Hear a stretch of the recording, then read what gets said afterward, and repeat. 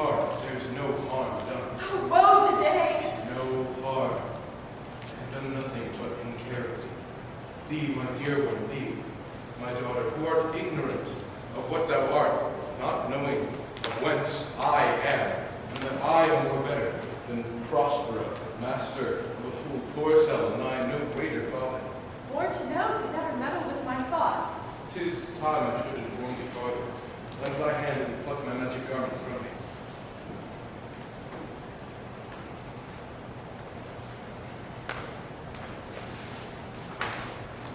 Hi there, wipe thou thine eyes of comfort, the dire spectacle of the rack which touched the very virtue of compassion in thee.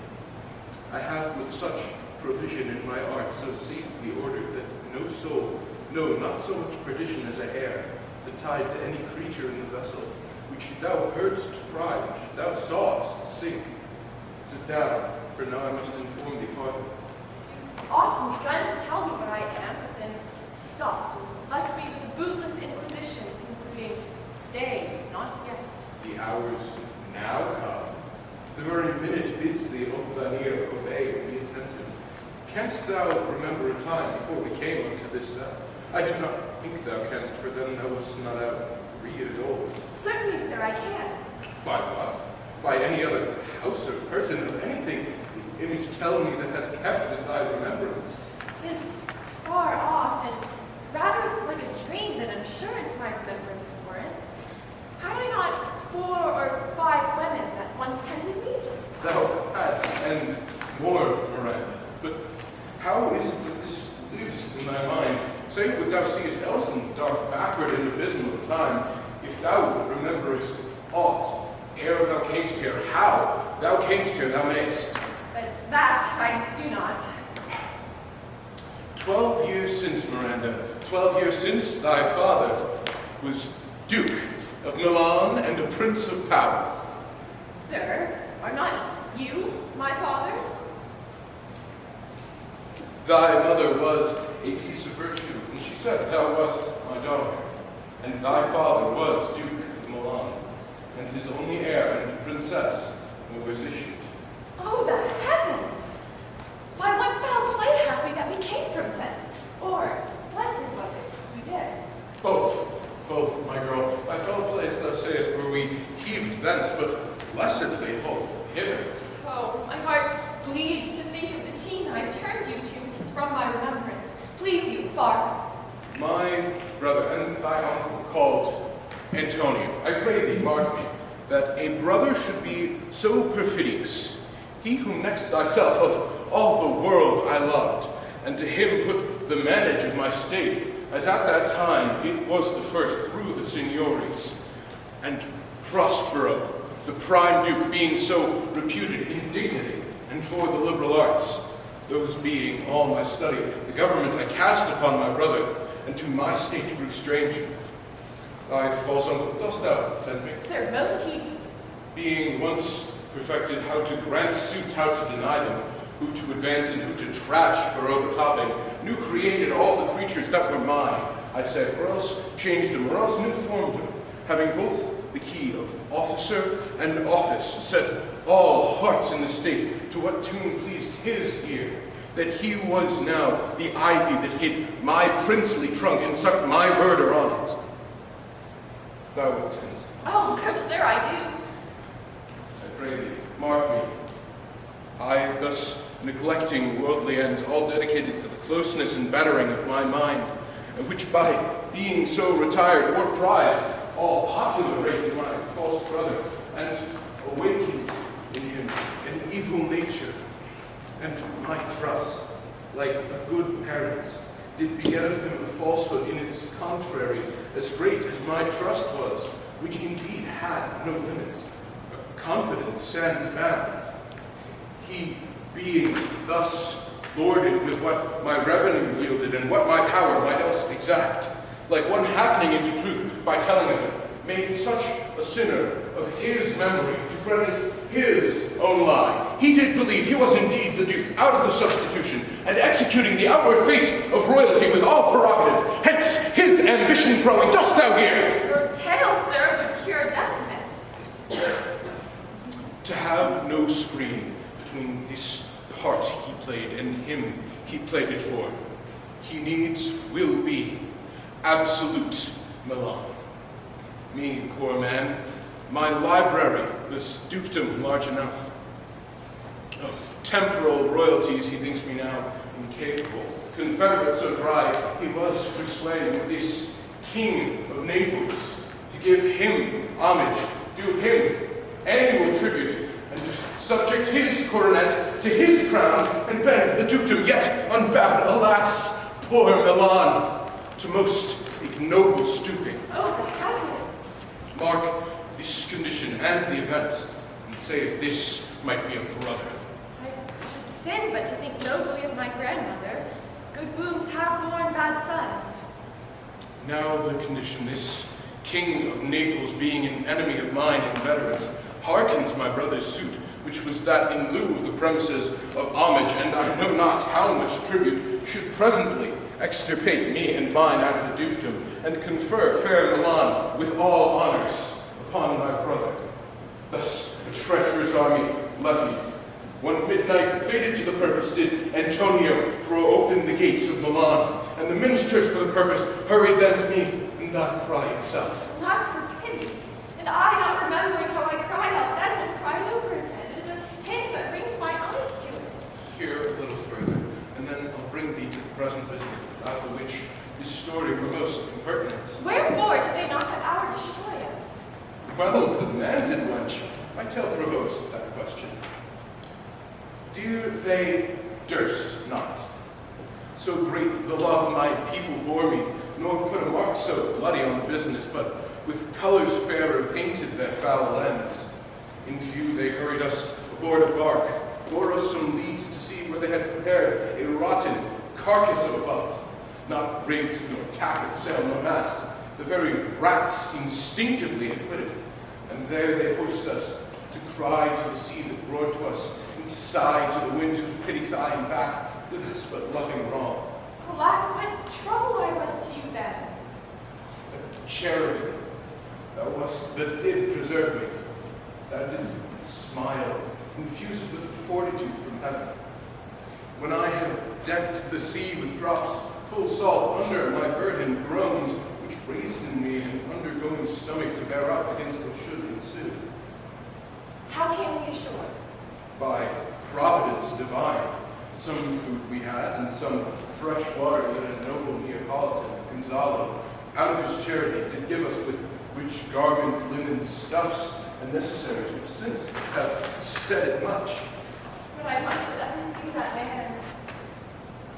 Now I arise. Sit still and hear the last of our sea sorrow. Here in this island we arrived, and here I, thy schoolmaster, have made thee more profit than other princes can, who have more time for vainer hours and tutors not so careful. Heavens thank me for it. And now, pray you, sir, for still 'tis beating in my mind your reason for raising the sea storm. Know thus far forth, by accident most strange, bountiful fortune, my dear lady, hath all mine enemies been delivered to this shore.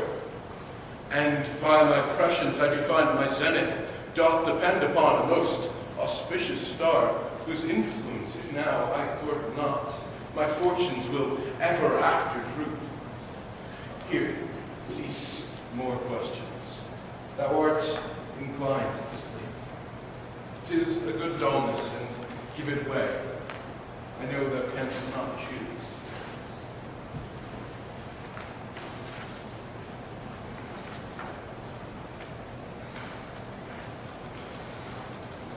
Come away, servant.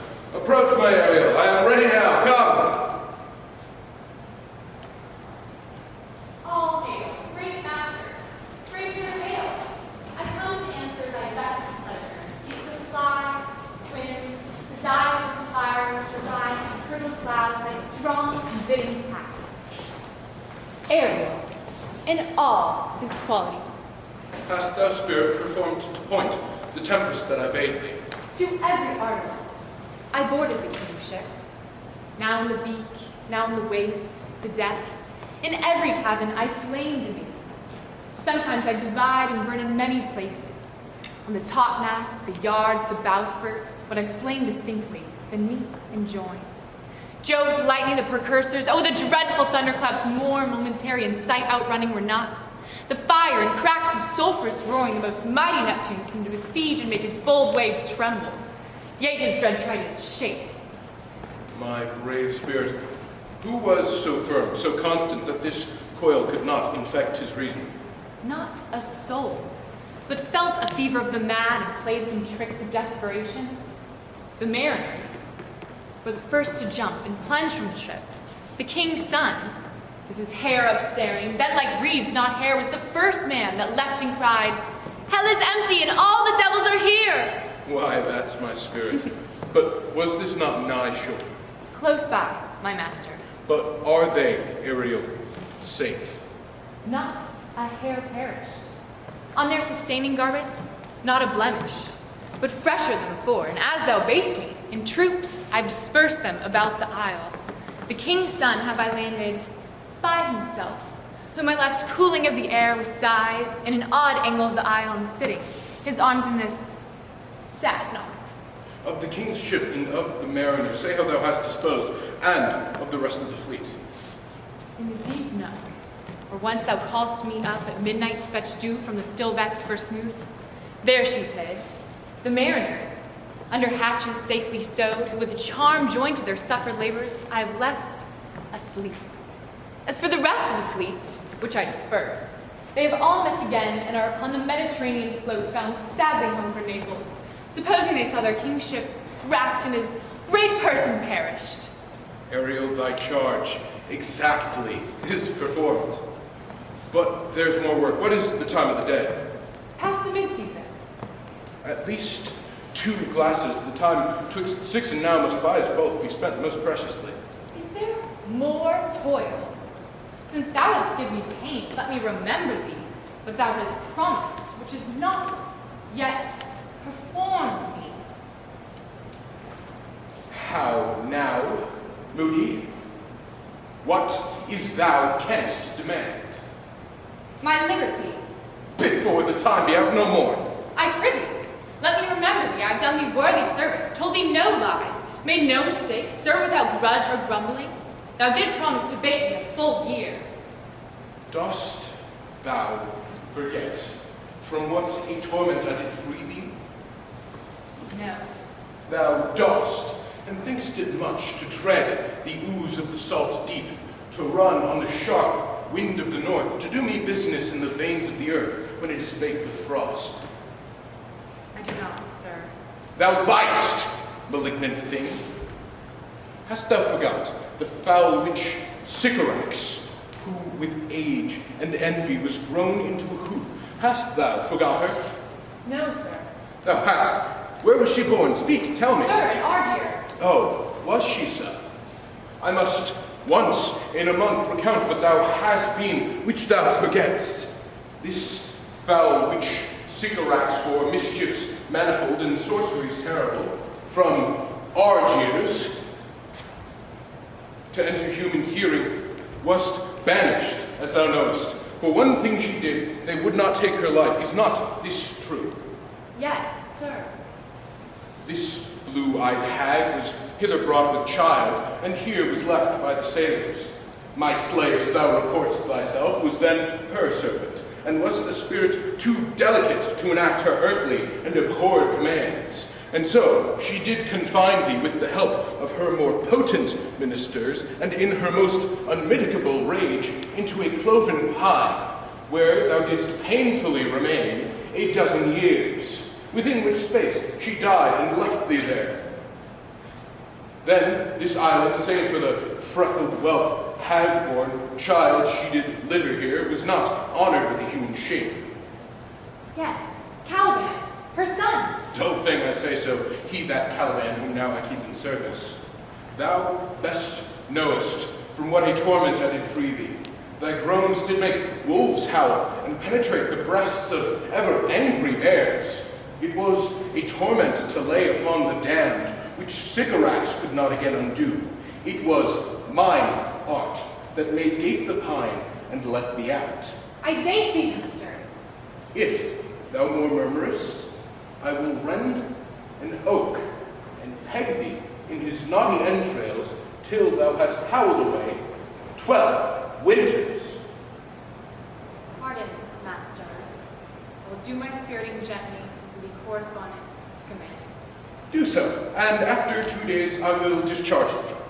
That's my noble master. What shall I do? Say what? What shall I do? Go, make thyself like a nymph of the sea. Be subject to no sight but thine and mine, invisible to every eyeball else. Go, take this shape and hither come in it.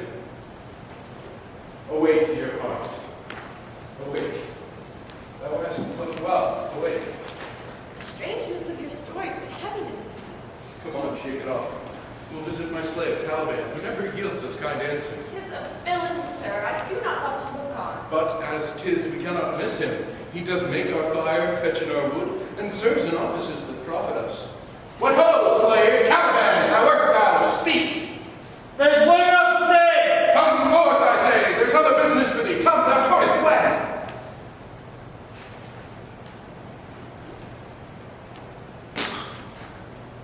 Fine apparition, my quaint Ariel.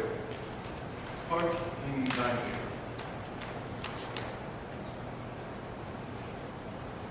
My lord, it shall be done.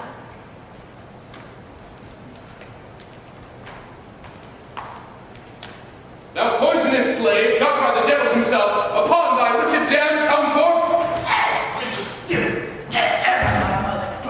With raven's feather, my unwholesome men, drop on you, bull! A southwest blow on you, and blister you all over. For this be sure, tonight thou shalt have cramps, side stitches that shall pen thy breath up. Urchins shall forth at fast of night, and work all exercise on thee. Thou shalt be pinched as thick as honeycomb, each pinch more stinging than bees that made them. I must eat my dinner. This island's mine by cigarette to my mother, which thou takes from me.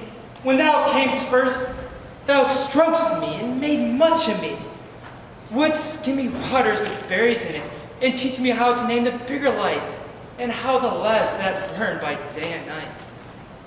And then I loved thee, and showed thee all the qualities of the isle. Fresh springs, brine pits, barren place and fertile. Yeah, they did so. All the tribes of serpents, go with me those beds, light on you.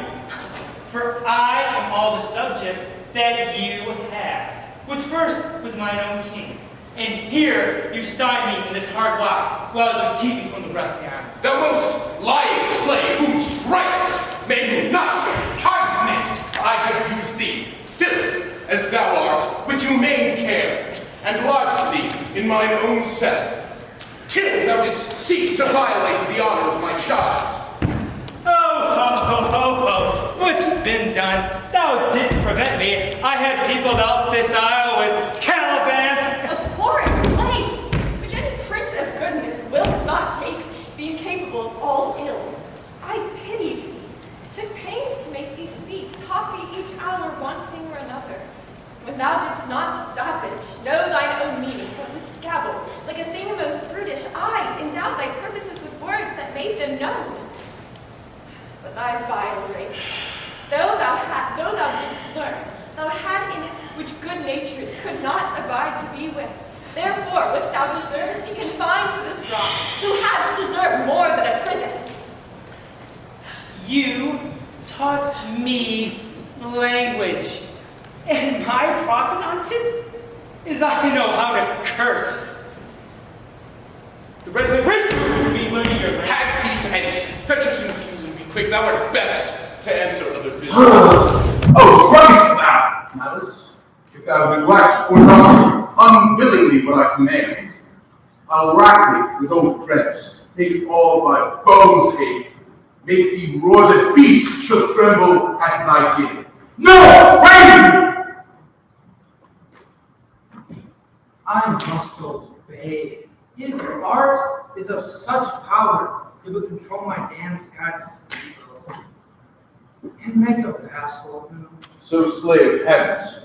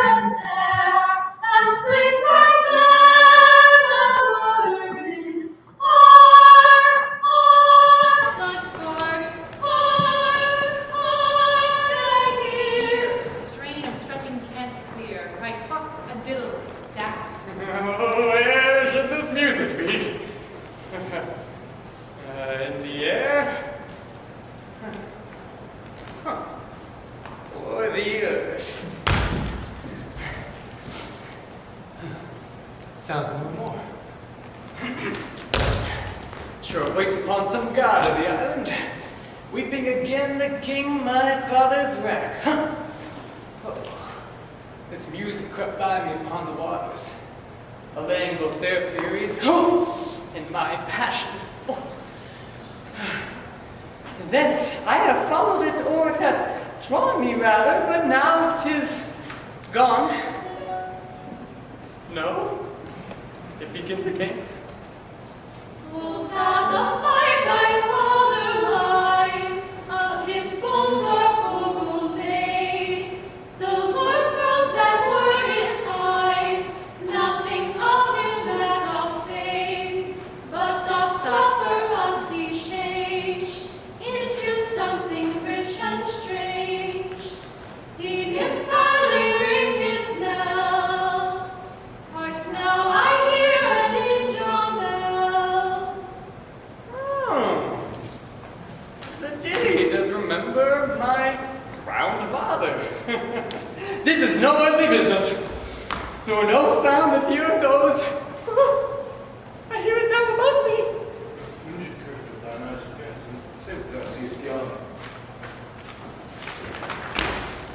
What is it? Spirit? Lord, what looks about? Believe me, sir, it carries a brave form, but 'tis a spirit. No, wench, it eats and sleeps and hath such senses as we have such. This gallant was in the rack, but he's something touched with grief. That's beauty's canker. Thou mightst call him a goodly person. He has lost his fellows and strays about to find them. I might call him a thing divine. Nothing natural I ever saw so noble. It goes on, I see, as my soul prompts it. Spirit, divine spirit, I'll free thee within 2 days for this.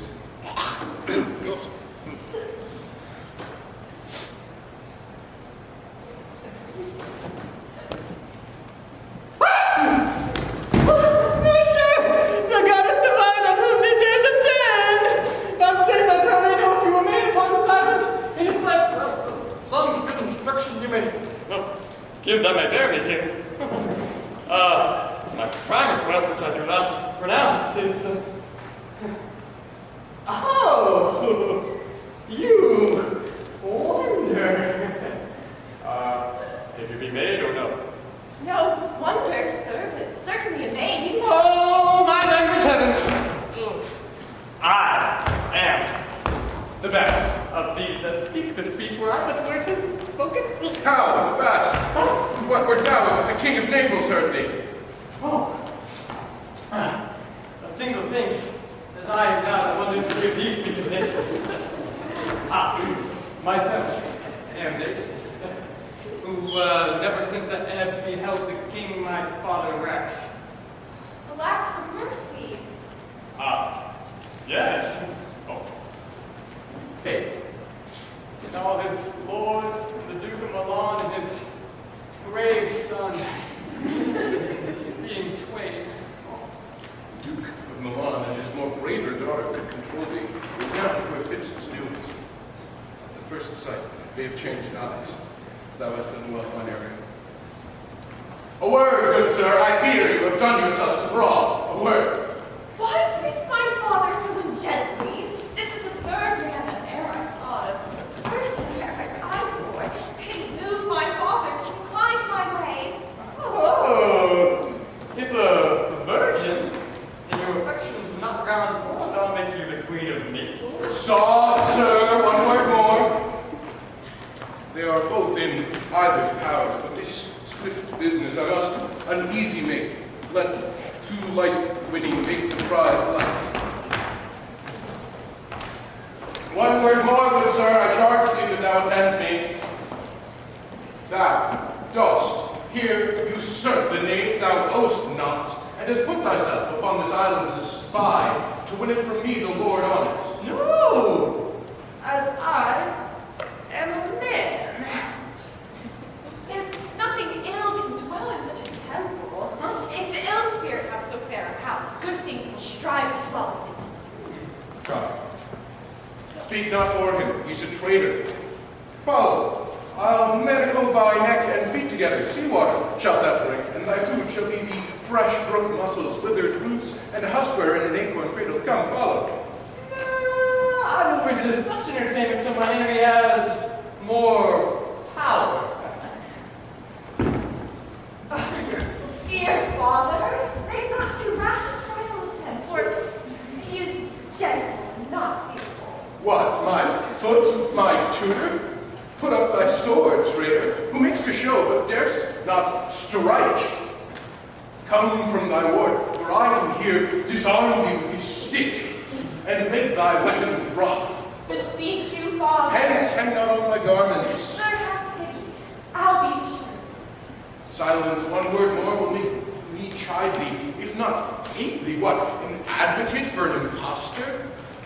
Thou thinkst there are no such shapes as he, having seen but him in Caliban. Foolish wench, to the most of men this is a Caliban, and they to him are angels. My affections, then, are most humble. I have no ambition to see a good mere man. Come on, run away. Thy nerves are in their infancy again, and have no vigor in them. So they are. Oh, spirits in the dream all bound up. Oh, the weakness which I feel, the loss of my father, the wrath of all my friends, with this man's threat. How delightful. Might I look through my prison once a day, behold this maid? All corners of the earth of liberty make use of. A space enough of I in such a prison. It works. Come on. Thou hast done well, fine Aaron. Follow me. Hark, thou wilt shut in. Be of comfort. My father is of a better nature, sir, than he appears by his speech. This is unwonted which now come from him. Thou shalt be as free as mountain winds, but then exactly to all points of my command. To the syllable. Come, follow. Speak not for him.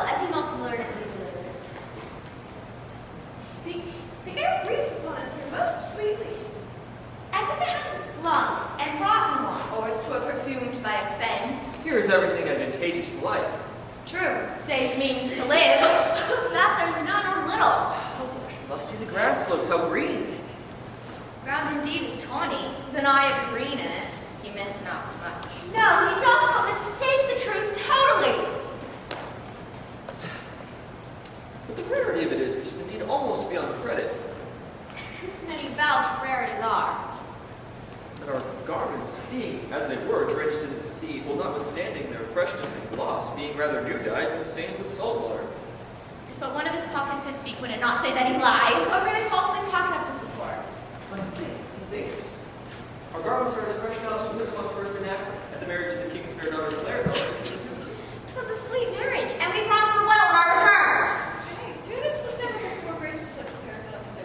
Not since Widow Dido's time. A pox of that. How came that widow in Widow Dido? What if he had said widow and he is too good? Lord, how you take it? Widow Dido, said you? You make me study of it. She was of Carthage, no? Ah, this Judas, sir, was Carthage. Carthage. I assure you, Carthage. His word is more than a miraculous heart. He hath raised the walls and houses too. What impossible matter will he make easy next? I think he will carry this whole island home in his pocket and give it to his son for an apple. And so a colonel's bid this evening bring forth more islands. Aye. A good time. Sir, we were talking that our garments seem now as fresh as when we put them on first at the marriage of your daughter, who is now queen. And the marriage setter came there. I beseech you, Widow Dido. Oh, Widow Dido. Aye, Widow Dido. Is not, sir, my doublet as fresh as the first day I wore it? I mean, in the sword, That sword is well fished for. when I wore it at your daughter's marriage. You crammed these words into my ears against the stomach of my sense. Would I had never buried my daughter there. For coming thence, my son is lost, and in my reign she too, who is so far from Italy removed, I never again shall see her. Oh, thou mine heir of Naples and of Milan, what strange fish hath made his meal on thee? Sir, he lives. I saw him beat the surges under him and ride upon their backs. He trod water, whose enmity he flung aside and breasted the surge most slowly met him. His bowed head above the contentious waves he kept, and oared himself with his good arms in lusty stroke to the shore, where o'er his waveworn bases bowed, and, stooping to relieve him, not doubt, he came alive to land.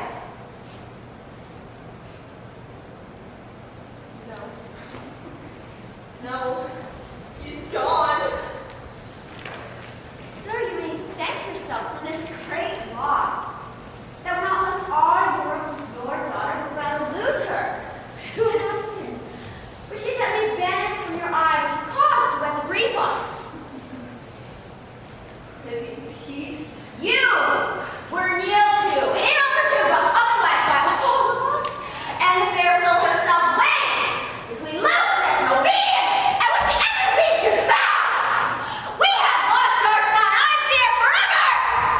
Milan and Naples have nine widows in them, and this business making that we might win the comfort that the folks are own. Sons and tears of the lost. My Lord Sebastian, the truth you speak doth pack some gentleness and time to speak it in. You wrote the sword, you should break the clasp. Very well, certainly. It is foul weather, and us all concerned when you are clever. Foul weather. Very foul. Had our plantation this isle, Soap of metal seed, or docks and mallows. where the king wanted to provide you. Escaping drunk for want of wine. In the Commonwealth, I would by contraries execute all things. For no kind of traffic would I admit. No name of magistrate. Letters should not be known. Riches, poverty, and use of service, none. Contract, succession. Born, bound of land. Tilth, vineyard, none. No use of metal, corn, or wine, or oil. No occupation. All men idle, all. And women too, but innocent and pure. No sovereignty. Yet he would be king on it. The latter end of his commonwealth forgets the beginning. All things in common nature should produce without sweat or endeavor. Treason, felony, sword, pike, knife, gun, or need of any engine would I not have. But nature should bring forth of its own kind, all poison, all abundance, to feed my innocent people. No marrying with such a... None men all idle, whores and knaves. I would with such perfection govern, sir, to excel the old name. Save his majesty. Long live Gonzalo. And do you mark me, sir? Really, no more. Thou dost have nothing to me. I do well believe your highness, and did it to minister occasion to these gentlemen, who are of such sensible and nimble lungs that they always use to laugh at. 'Twas you we laughed at. Who in this kind of merry fooling had nothing to you, so you may continue and laugh at it still. What a blow was there given, and not fallen flat long. You are gentlemen brave, fellow. You would lift a moon after spear should continue it in 5 weeks without change. We would sow and then go back fouling.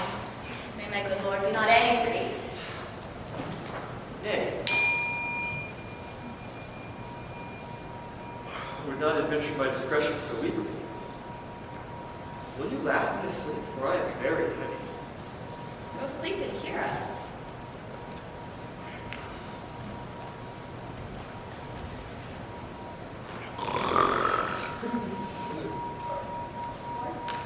Also soon asleep. I wish my eyes would with themselves shut up my thoughts.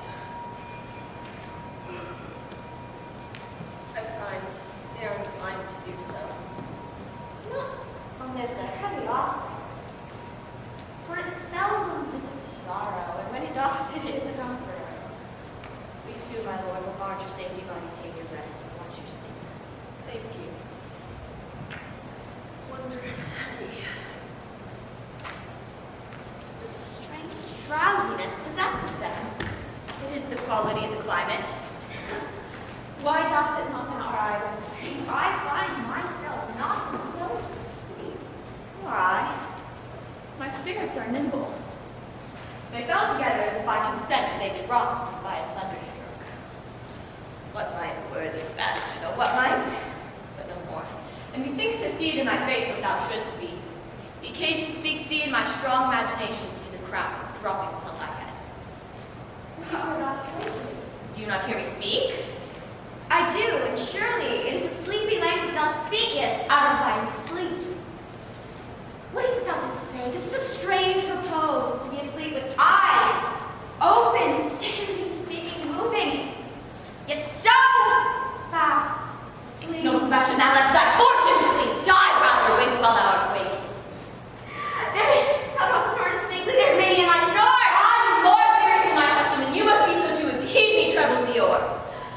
Do so, I am standing water. I will teach thy flock. Oh, to hereditary sloth that strips me! Oh, you but knew the privileged cherish how thus you mock it, I'm stripping it more invested. Having men most often do so near the bottom run by their own fear or sloth. Prithee say, on the setting of that I take the flame of man from me, or burn the dear stove from which yield. Thus, sir, although this lord of weak remembrance, he who shall be as of little memory when he is earthed, hath almost persuaded, for he's a spirit of persuasion only, professes to persuade the king, his son's alive? 'Tis as possible that he's undrowned as he that sleeps here swims. I have no hope he's undrowned. Oh, out of that no hope, what great hope have you? No hope out of the way so high a hope that even ambition cannot pierce the link beyond. A doubt discovery there. Will you not grant me that Ferdinand is drowned? He's gone. Then tell me, who is the next heir of Naples? Claribel! She that is queen of Tunis! She who dwells 10 leagues beyond my life! She who from you are all sees well and wise, so death exact before an act of what's past is prolonged. What is to come in yours in my discharge? What star is this? How say you? 'Tis true, my brother's daughter is queen of Tunis. But so is she. The heir of Naples? Whose regions is in space? A space whose every cubit seems to cry out, how shall that Claribel measure us back to Naples, keep it in Tunis, and let Sebastian wake? Say this with them that now sees them, why they are no worse than now they are.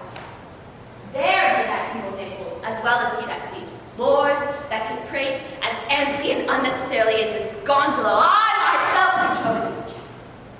Oh, Lord mine, sleeps your advancement. Do you understand me? Methinks I do. How did you contend to tender your own good fortune? I remember you did supplant your brother, Prospero. True. And look how well my garments fit upon me, much better than before. My brother's servants were then my fellows. Now they are my men. But for your conscience? Sir, where lies that?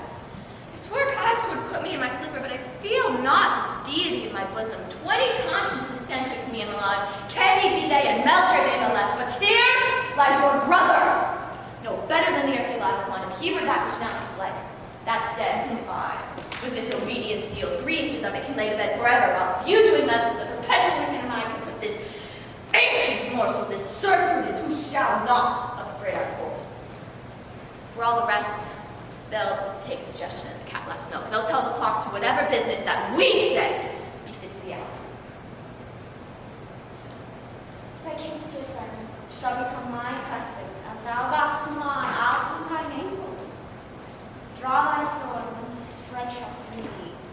from the tribute thou payest, and I, the king, shall love thee. Draw together, and when I rear my hand, do you the like to fall it on Gonzalo.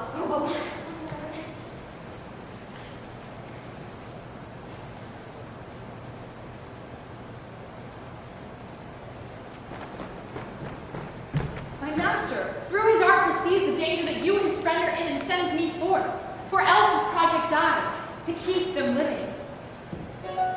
While you hear this snoring lie, open-eyed and spear side, this time I'll take. In the life you keep the perishing, not slumber and beware.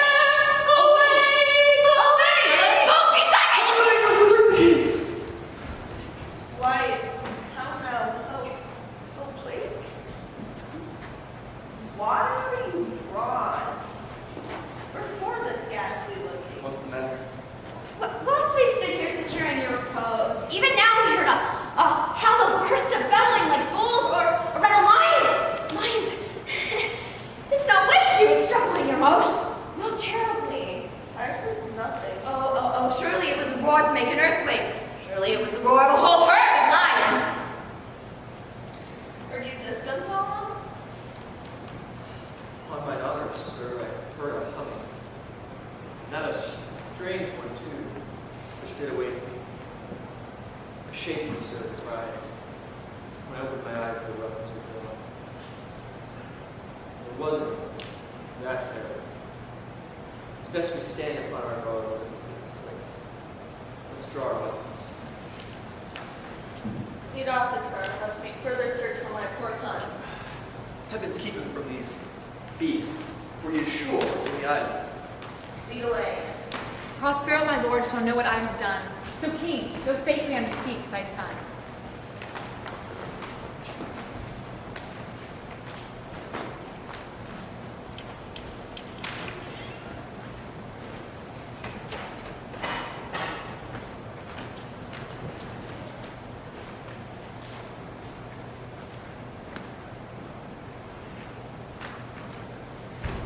All the infections that the sun sucks up from bogs, fens, flats, Ashbrook fall, and make him by each meal a disease. His spirits hear me, and yet I needs must curse. But they'll nor pinch, frighten me with urgent shows, pinch me in the mirror, nor leave me like a firebrand in the dark. Out of my way, unless he bid 'em. For every trifle they set upon me, sometimes like apes that mow and shatter at me, and after bite me, and then like hedgehogs, which lie trembling in my barefoot way, and after mount their spikes in my footfall. Sometimes am I, all wound with adders, who with cloven tongues do hiss me to madness. Lo, no, lo! Here comes the spirit of his, and to torment me for bringing him on slowly. I'll fall flat. Perchance he will not mind me.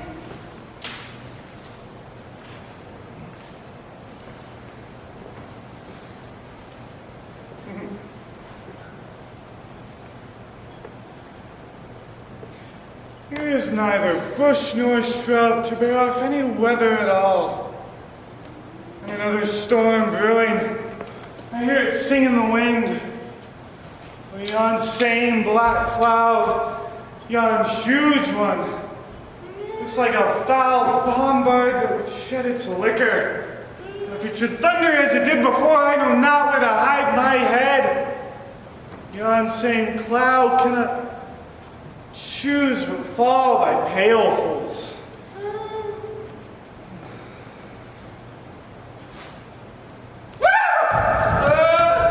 What have we here? A man or a fish? Dead or alive?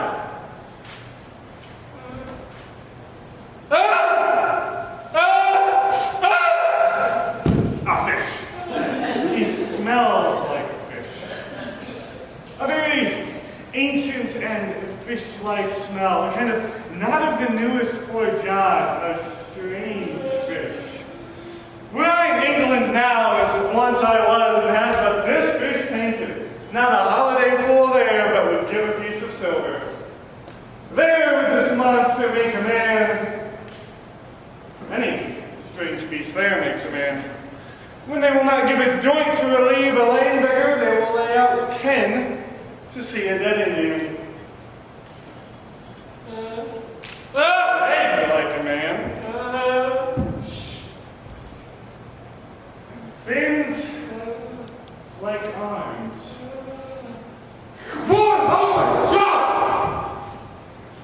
I do not let loose my finger. Hold it no longer. This is no fish, but an islander that hath lately suffered by a thunderbolt. Alas, the storm has come again.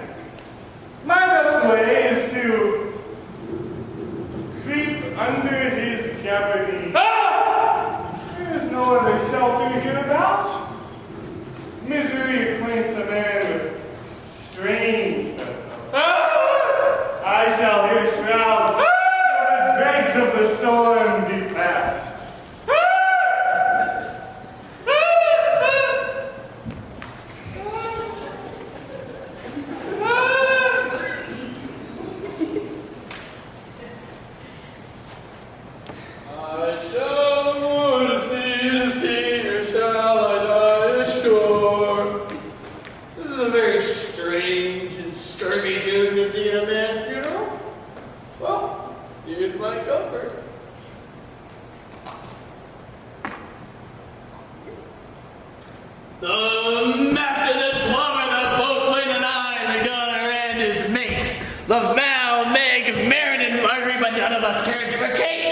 For she had a tongue with a dame, would cry to a sailor, "Go hang!" She loved not the savor of tar nor pitch, but she'd have a tailor scratcher wherever she itched. Then to see more than let her go hang. Whew. It's a very scurvy tune as well. Here's my comfort. Do not torment me now! What's the matter? Have we devils here? Do you put tricks upon us with savages and mend them in? Huh? Not escaped drowning now to be afeard of your 4 legs? For it hath been said, if rubbers a man ever went on 4 legs, cannot make him give ground, and it shall be said, so again, as Stefano breathes the nostrils. The spirit torments me out! This is some monster of the isle who, with 4 legs, hath got, as I take it, an ague. Where the devil should he learn our language? I can give him some relief if it be but for that. If I can recover and get to Naples with him and keep him tame, he shall be a present for any emperor that's ever trod on knee leather. Do not torment me, prithee. I'll bring my little bastard! He's in his fit now and cannot talk after the wisest. He shall taste of my bottle.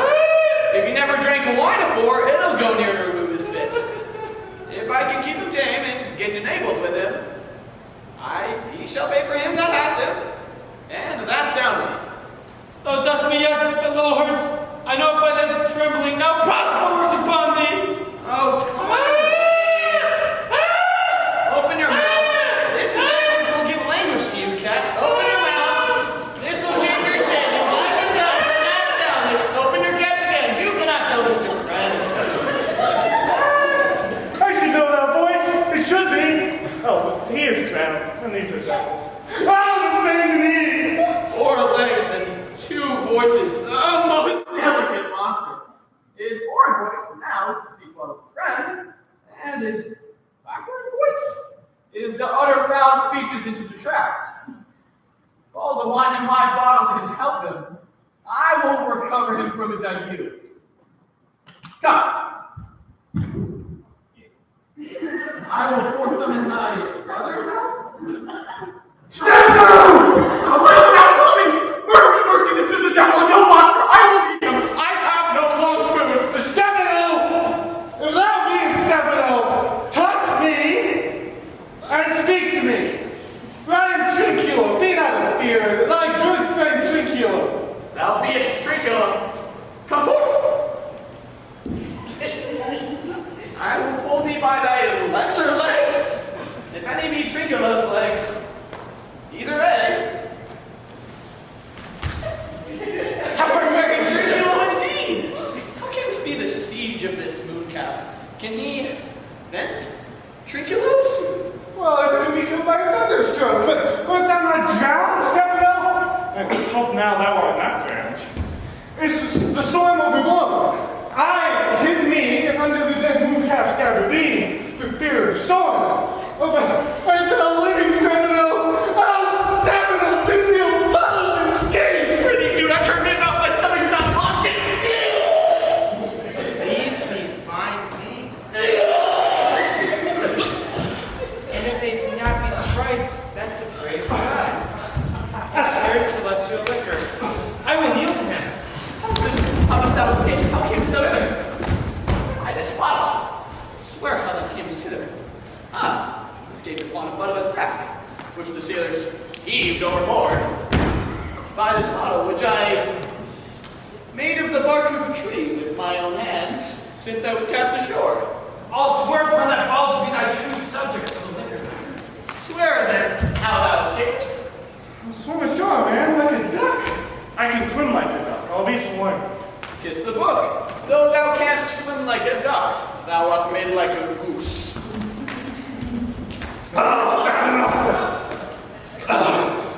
Hast thou any more of this? No, but that. My cellar is in a rock by the seaside, where my wine is hid. How now, Moonlight? How does thy age? Hast thou not dropped from heaven? Out of the moon, I do assure thee. I was the man in the moon when time was. I have seen thee in her, and I do adore thee.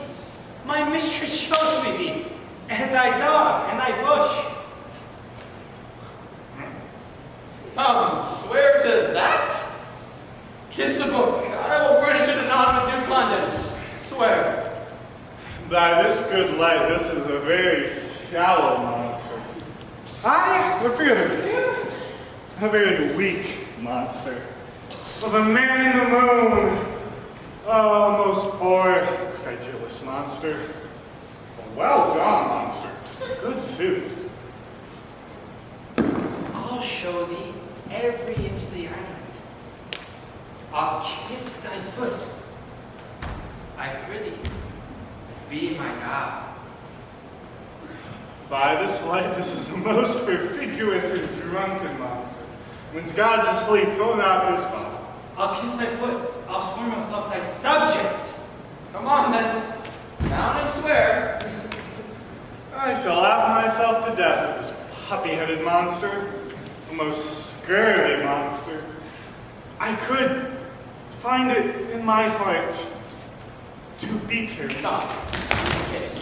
But that the poor monster's in drink, an abominable monster.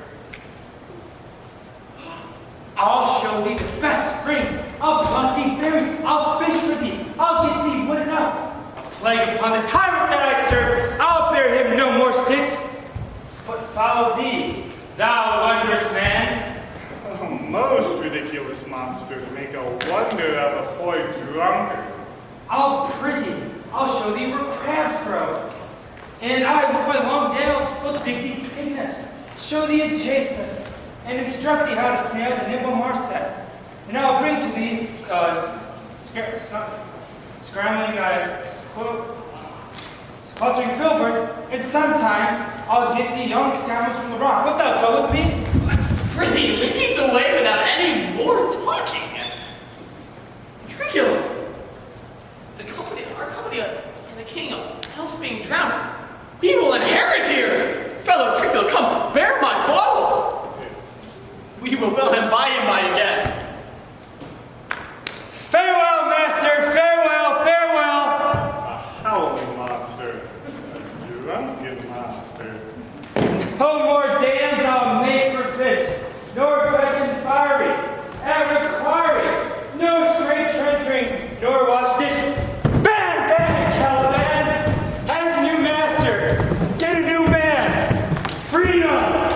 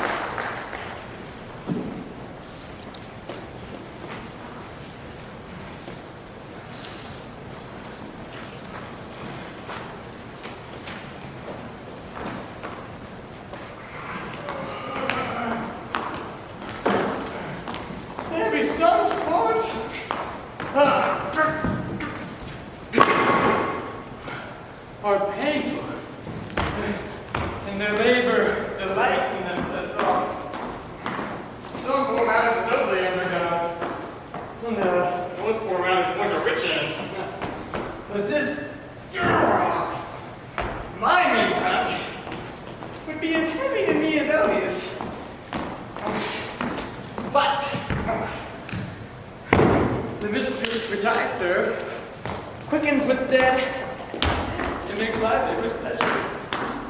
Oh, she is 10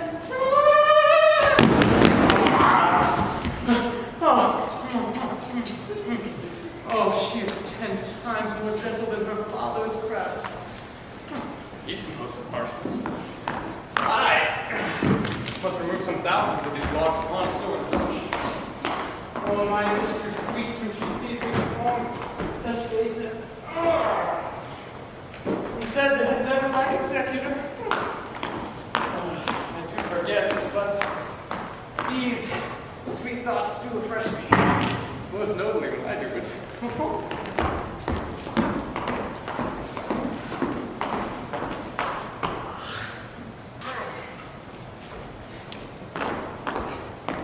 Alas, now, pray you, work not so hard. For the lightning burnt up those logs that you were enjoying the pile. Pray, set it down, rest you. When this burns, will weep for having wearied you. My father's hard at study. Pray, rest yourself. He's safe for these 3 hours. Oh, most dear mistress, the sun will set before I shall discharge what I must strive to do. If you'll sit down, I'll carry the box of water. Here, give me that. I'll carry it to the pile. Oh, precious creature. I had rather crack my sinews and break my back than you should such dishonor undergo a silly survival. It would become me as well as it does you, and I should do it with much more ease. For my goodwill is too, and yours is yes. Poor world, though unaffected, this visitation shows it. You look wearily. Oh, precious creature, 'tis fresh morning with me. When you are right at it. Although, I do beseech you, simply that I might set my prayers. What is your name? Miranda. Oh, my father, I broke your house to say so. Admired Miranda. Indeed, the top of admiration and work was dearest to the world. Full many a lady I admire with best regard. And too often the harmony of their tongues into bondage brought my too diligent ear. For several virtues that I liked several women. None was so full of soul, but some defect in them that quarreled with the noblest grace she owed and put it to the foil. Oh. But you, oh, you, so perfect and so peerless, how created of every creature's best. I do not know one of my sex. No woman's face remembers, save from my glass, my own. Nor do I know more than I may call man than you, good friend. And my dear father. How features are abroad, I am skilless of. But by my honesty, by the jewel in my dower, I would not wish any companion in the world but you, nor can imagination form a shape to like it but yourself. But I prattle something too wildly, and my father's precepts I there and do forget. I'm in my condition of a prince, Miranda. I do think a king. I would not so. I would no one endure this wooden slavery to suffer the flesh fly below my mouth. Hear my soul speak. From the very instant that I saw you, did my heart fly to your service, and there resides. And for your sake am I this patient log man.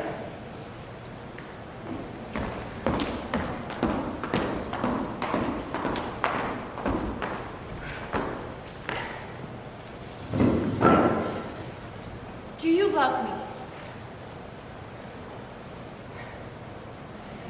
Oh, heaven, oh, earth, bear witness to this sounding crown, but I profess to be true. If holy and work, I, beyond all limit of what else in the world, do love, prize, honor you.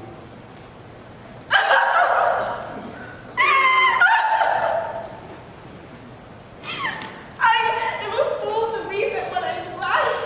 With two most rare affections, heaven's rain grace and what breeze and training.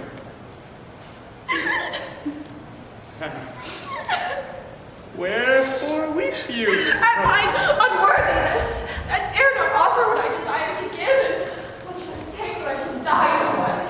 But this is trifling, and all the more it seeks to hide itself, the bigger the bulk it shows. Hence, rational cunning, prompt me, plain, in holy innocence. I am your wife, if you will marry me. If not, I'll die your maid, to be your fellow. You may deny me, but I'll be your servant, whether you will or no. My mistress, dearest, and I thus humble ever. My husband, then? Aye. With the heart as willing as their freedom. Here's my hand. Mine. My heart in it. And now farewell till half an hour hence. This letter, Mrs. Day, I cannot. Oh, I surprise me all. I will do my book for ere long summer's time. I must perform much business appertaining.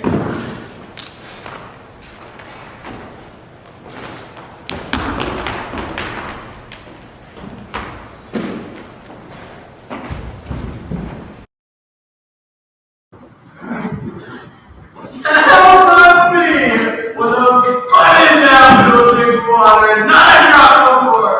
Therefore, bear me forward, bring me servant monster.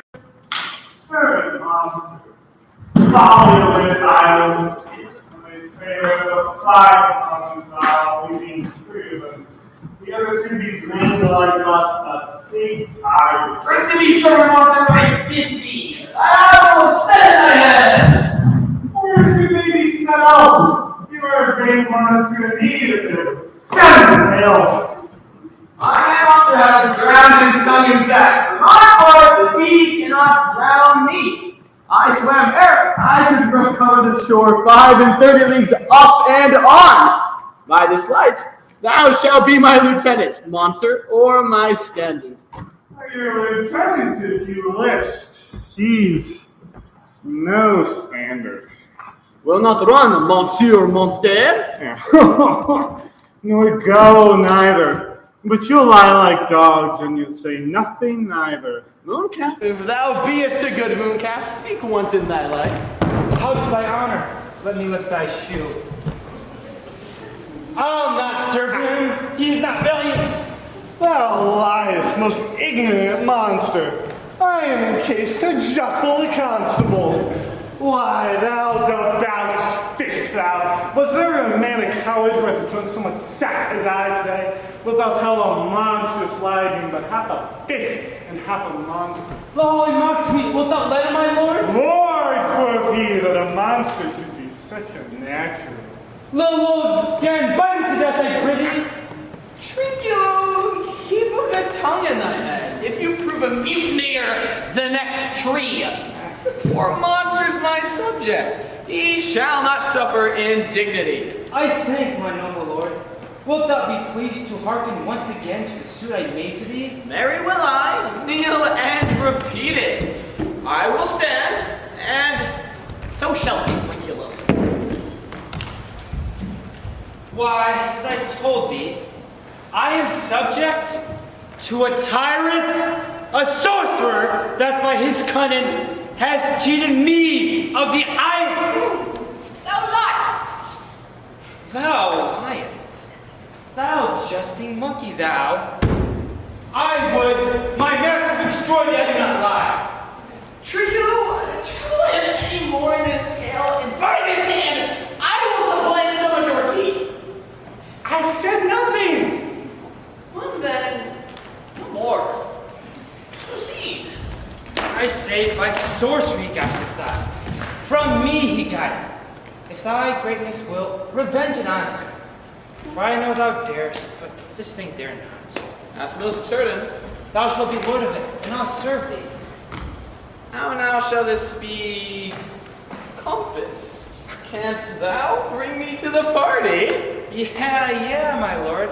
I'll yield him thee asleep, for thou may knock a nail to his head. Thou liest, thou canst not. What a pie is this, thou scurvy patch! I do beseech thy greatness, give him clothes. Take his ball from him, and that's gone. show him where the quick freshes are. Trinculo, run into no further danger. Interrupt the monster one word further, and I'll turn my mercy out of doors and make a stockfish of thee. What did I did nothing! I'll go farther off. Didst thou not say he lied? Thou liest. Do I so?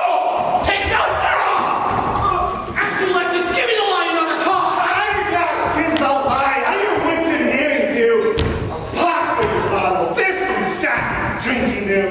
I'll rain on your monster. The devil take your finger. Pretty, stand farther off. Proceed. Beat him enough a little after I'll beat him too. Stand farther. Come forward with your tale. Why, as I told thee, 'tis a custom with him in the afternoon sleep. There, thou mayest bring him. Having first ceased his books, or with the log, bang his skull, or punch him with a stake, or cut his weasel with thy knife. Remember first to possess his books. For without them he is but a sot, as am I. Nor hath one spirit to command. They all do hate him, as rootedly as I. Burn but his books! He has brave utensils, for so he calls them, which, when he has a house, he'll deck withal. And, most deeply to consider, is the beauty of his daughter. He himself calls her non-imperial. I never saw a woman but Madame Sycorax, and she far surpasses Sycorax, as greatest does least. Is it so brave a lass? Aye, Lord, she will become thy pet. I warrant, and bring forth brave brood. Monster, I will kill this man. His daughter and I shall be king and queen, save our graces. And Trinculo and thyself shall be viceroys. Dost thou like the plot, Trinculo? Excellent. Give me thy hand. I'm sorry I beat thee. But while thou livest, keep a good tongue in thy head. Within the half hour he will be asleep. Wilt thou destroy him then? Aye, on my honor. This will I tell my master. Thou makest me merry. I am full of pleasure. Let us be jockeying. Wilt thou troll the tune you taught me but while ere? At thy request, monster, I will do reason. Any reason. Come, Trinculo, let us sing. Flout 'em and scout 'em and scout 'em and count 'em. Thought is free. That's not the tune. What is this saying? Well, this is the tune of our catch, played by the picture of nobody. Thou beest a man, show thyself in thy likeness. If thou beest a devil, take it as thou list. Oh, forgive me my sins! He that died pays all debts. I defy thee, mercy upon us! Art thou feared? No, monster, not I. Be not afeard. This island is full of noises, sounds and sweet airs that give delights and hurt not.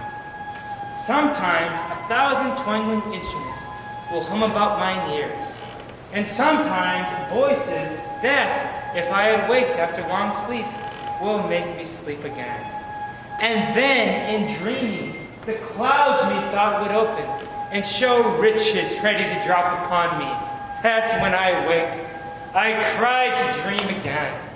This will prove a brave kingdom to me, where I shall have my music for nothing. When Prospero is destroyed, That shall be by and by. I remember the story. Sound is going away. Let's follow it and after do our work. Lead, monster. We'll follow. I could see this taperer. He lays it on. Wilt thou go? I'll follow Stefano.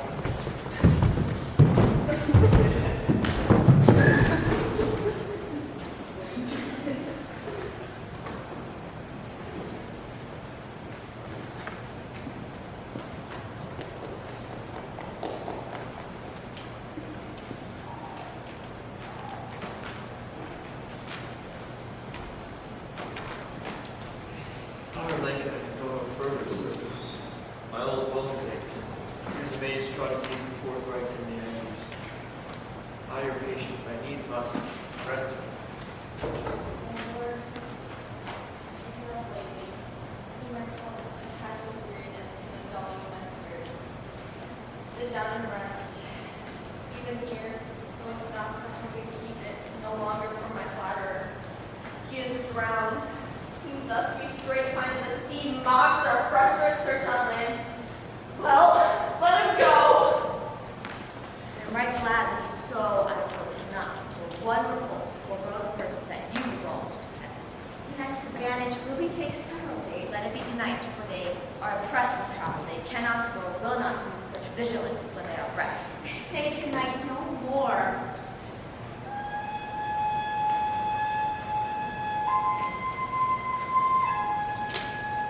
What harmony is this, my good friends? Hark! Marvelous sweet music.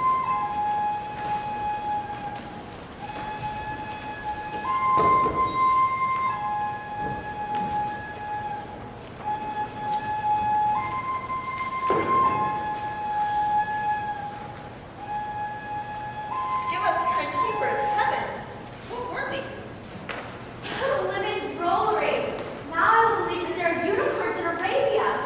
That there's one tree, one phoenix throne, phoenix at the south reigning there. I'll believe both. What does else want to put it on? Swear 'tis true. Travelers there to lie, but fools at home condemn.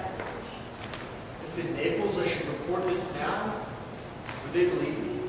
If I should say I saw such islanders, for certes, these are people of the island who, though they are of monstrous shape, yet note their manners are more gentle and kind than of our human generation you shall find any day, almost any. Honest poet, I must say well, for some of you there present are worse than devils. I cannot too much muse such shapes, such gesture, and such sound expressing, although they want the use of tongue, kind of excellent dumb discourse. Praise, in departing.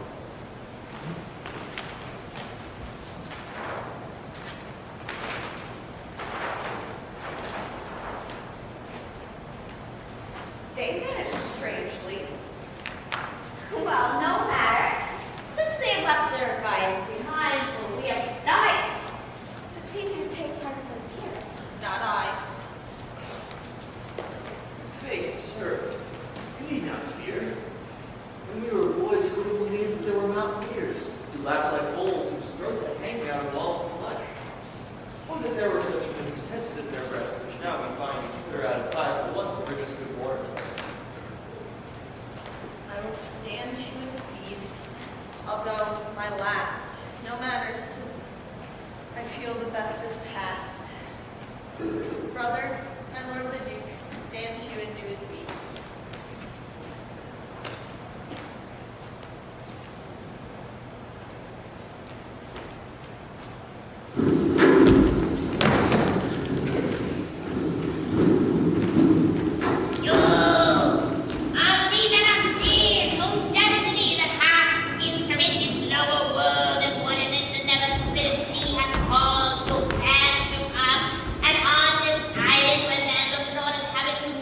Spending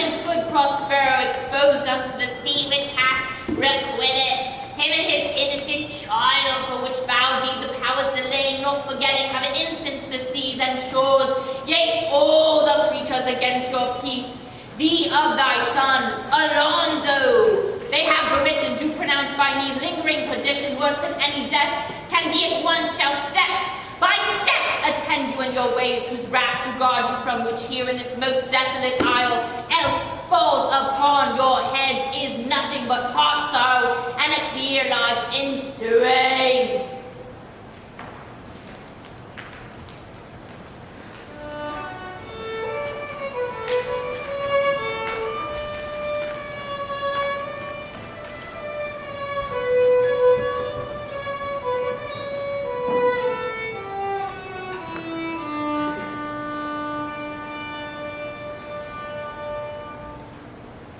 Bravely the figure of this heart hast thou performed, my Ariel. The grace it had, and devouring of my instructions, hast thou nothing abated in what thou hadst to say.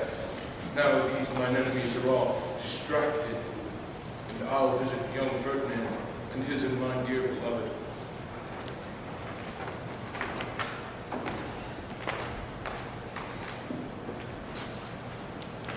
In the name of something holy, sir, why stand you in this strange stare?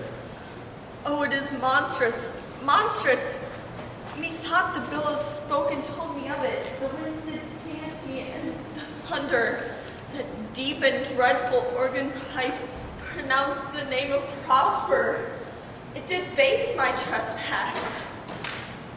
Therefore, my son in the ooze is bedded, and I will seek him that ever plummet sounded, and with him there lie bedded.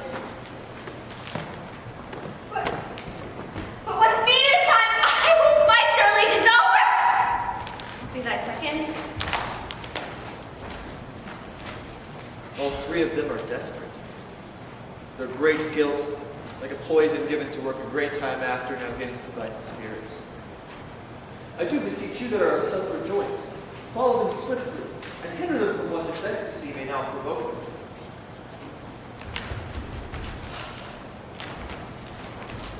Follow, I pray thee.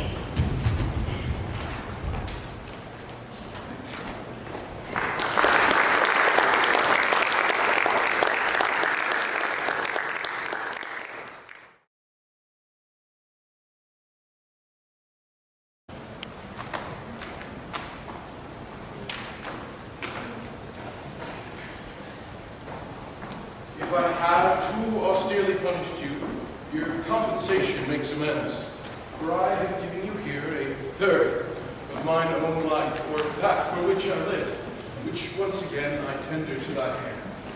All my vexations were but my trials of thy love, and thou hast strangely stood the test. Here afore heaven I ratify this, my rich gift. Oh, Ferdinand, do not smile at me, that I boast of her. For thou shalt find she will outstrip all praise and make it all behind her. I do believe it against Nor. Then, as my gift and thine own acquisition worthily purchased, take my daughter. But if thou dost break her virgin knot before all sanctimonious ceremonies, made with full and holy right to be ministered, no sweet aspersion shall the heavens let fall, but barren hate, sour-eyed disdain, and discord shall bestrew the union of your bed with weeds so loathly that you shall hate it both. Therefore take heed, as I will like. As I hope for long life, quiet days, and fair issue, with such a love as 'tis now, the most opportune place in the murkiest den shall never melt away my lust, to take away the edge of that day's celebration, when nights are cut shame below. Fairly spoke. Sit then. Talk with her. She is thine own.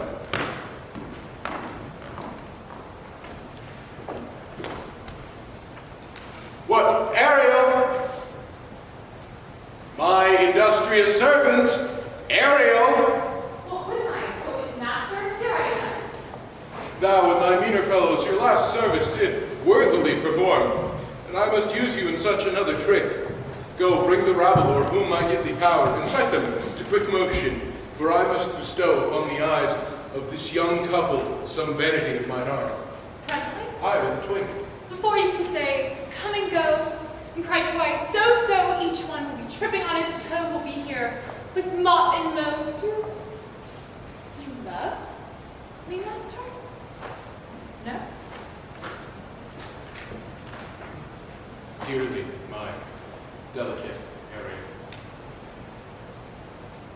not approach till thou dost hear me call. Well, I can see.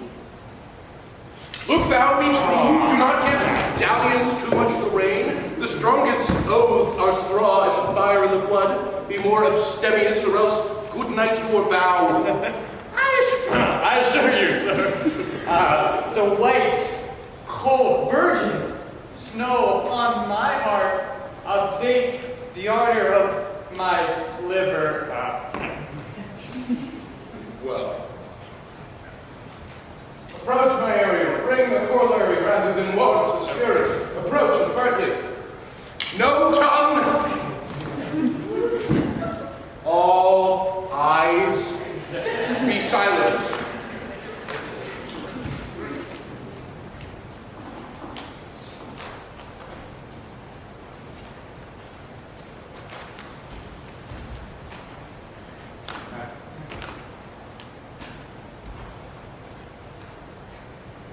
Ceres, most bounteous lady, thy rich leaves of wheat, rye, barley, vetches, oats, and peas, with flat meat thatched was stover them keep, to make thy banks with peoned and twilled brims, which spongy April at thy hasty trims, to make coldings, thy king's crown, and thy brood rose, to shadow the dismissive bachelor loves, being last morn thy polyclipped vineyard, and thy sea marsh sterile, and rocky cup, where thou thyself dost air, the queen of the skies, whose watery arch and messenger, and I bid thee leave these, and with her sovereign grace, on this grass plot, in this very place, come to sport.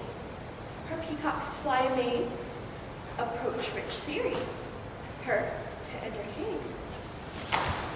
Hail, many-colored messenger, that dost never disobey the wife of Jupiter, who with her saffron wings upon my flowers diffuses honey drops, refreshing showers, and with each end of thy blue bowed dose crown, my dosy acres and my unshrubbed down, rich star to my proud earth, why hath thy queen summoned me hither to the short grass stream? A contract of true love to celebrate, and some donation really to estate on the blessed waters. Tell me, heavenly thou, if Venus or her son, as thou dost know, do attend the queen, since they did plot that dusky disk, my daughter and her blind white scandaled company, I have forsworn. Of her society be not afraid. I met her deity cutting the clouds towards Paphos, and her son dove drawn with her. Here thought they to have done some wanton charm upon this man and maid, who have sworn that no bed right shall be paid till Hymen's torch be lighted. But in vain, Mars' hot minion has returned again. Her waspish-headed son has broke his arrows, swears he will shoot no more, but play with sparrows and be a boy right at. Juno comes, I know her by her gait. How does my bounteous sister? Go with me to bless this twain, that they may prosperously and honor in their issue. Honor, riches, marriage, blessing, long continuance and increasing. Hourly joys be still upon you. Juno sings her blessings on you. Earth's increase, boys in plenty, barns and garners never empty, vines with clustering branches growing, plants with goodly burden glowing. Spring come to you at the furthest, in the very end of harvest. Scarcity and want shall shun you. Ceres' blessing so is on you. This is a most majestic vision. Harmonious, starry vision. May I be told with these spirits? Spirits, which by mine heart I have called from their confines to enact my present fancies. Well, let me live here ever. Hush now. Juno and Ceres whisper seriously, there's something else to do. Be silent, or or else our spell is marred.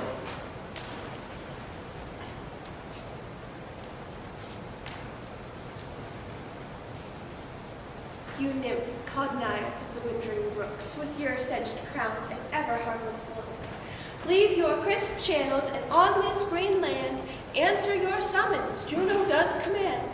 Come, temperate nymphs, and help to celebrate a contract of true love, be not too late. You sunburned sycamore of August weary, come hither from the furrow and be merry. Make holiday, thy rice straw hats put on, and these fresh nymphs encounter everyone in country footing.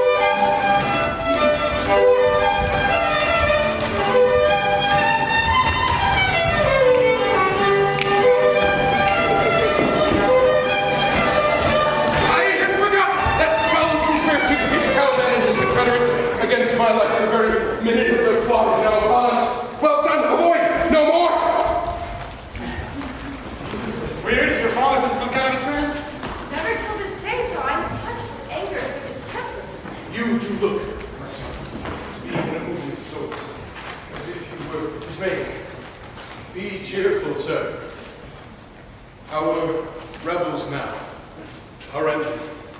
These our actors, as I foretold you, are all spirits, and are melted into air, into thin air. And like the baseless fabric of this vision, the cloud-capped towers, the gorgeous palaces, the solemn temples, the great globe itself, yea, all which it inherits shall dissolve, and like this insubstantial pageant faded, leave not a rack behind. We are such stuff as dreams are made of, and our little life is rounded with a sleep. Sir, I am vexed. Bear with my weakness, my old brain is troubled. Be not disturbed with my infirmity.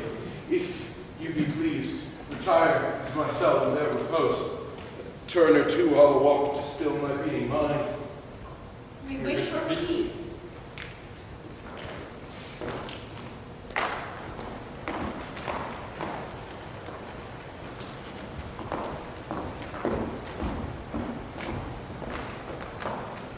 Come with a thought. I think the area to come. My thoughts I please you. What's thy pleasure? We must prepare to meet with Caliban. I, my commander. I thought to have told thee of it when I presented Ceres, but feared. At least I might anger thee. Say again, where didst thou leave these varlets? I told you, sir. They were red hot with drink.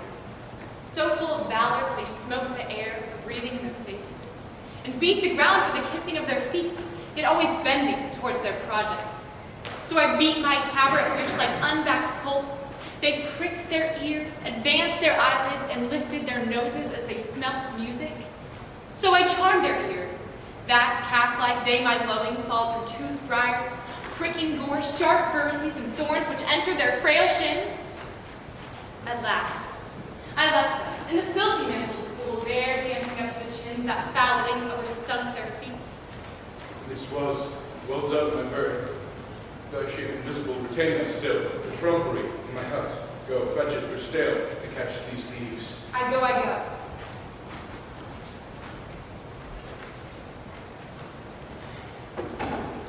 A devil. A born devil, on whose nurture can never stick, on whom my pains humanely taken, lost, all lost, quite lost. And as with age his body uglier grows, and so his mind cankers, I will plague them all, even to roaring.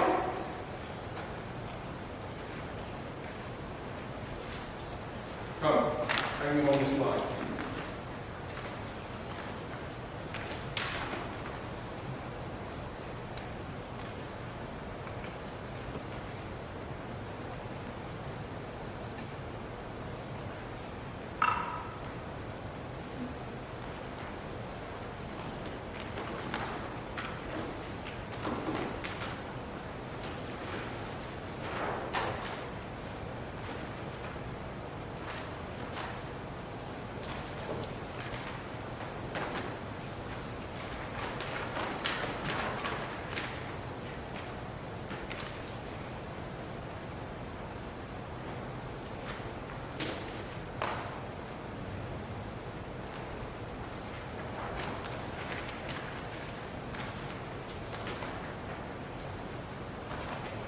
Pray you, tread softly, that the blind mole may not hear a footfall.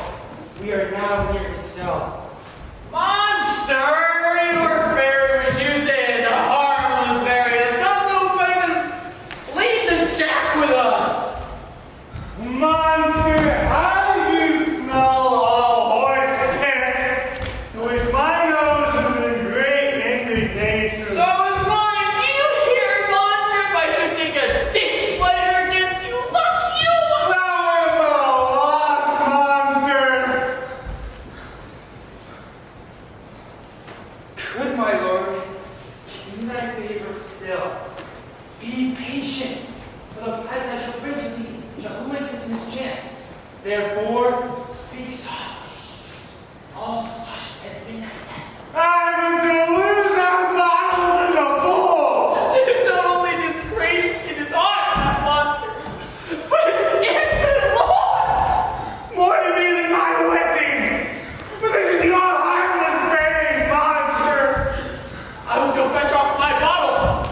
I'll be over ears for my labor.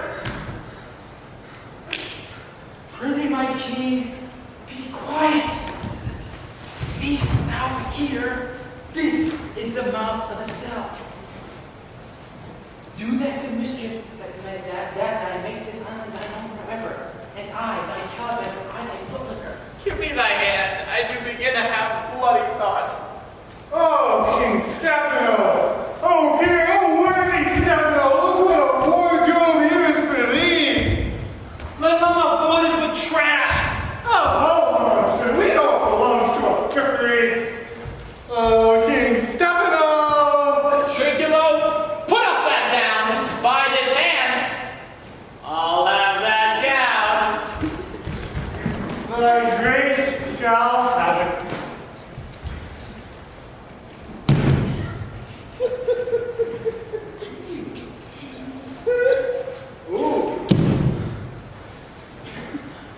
What do you need to go on such luggage? Let alone do the murder first. If he awake from toe to crown, he'll fill our skins with pinches. Be you quiet, monster. Mistress Live. Is not this my jerkin? Now, is the jerkin under the line? You are like to lose your hair jerkin and prove a bald jerkin.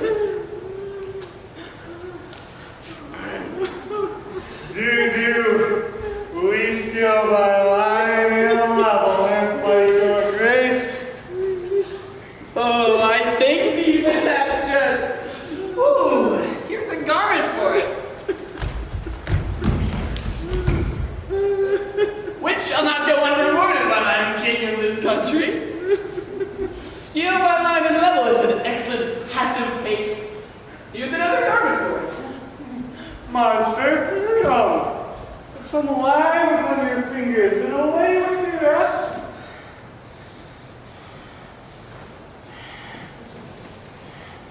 I'll have none of it! We shall lose our time and return to barnacles or eggs with foreheads bloomless flow. Monster! Lay your fingers! Come bear this to where my hogshead of wine is, or I'll turn it on my kingdom. Go to! Carry this! And this. And this!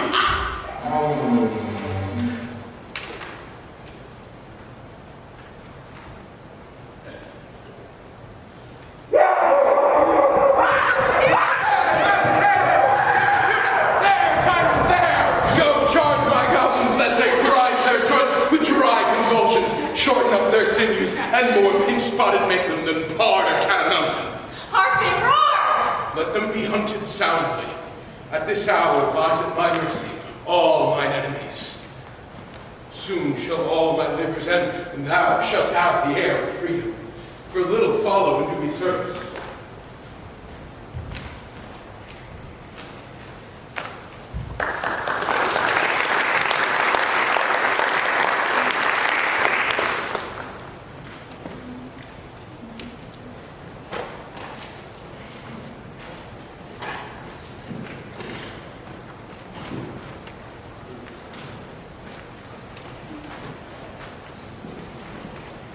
Now does my project gather to a head.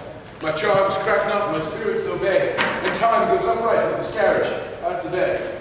On the 6th hour, my lord, at which time you said our work should cease. I didn't say so when first I raised the Tempest. Say, my spirit, how fares the king and his followers?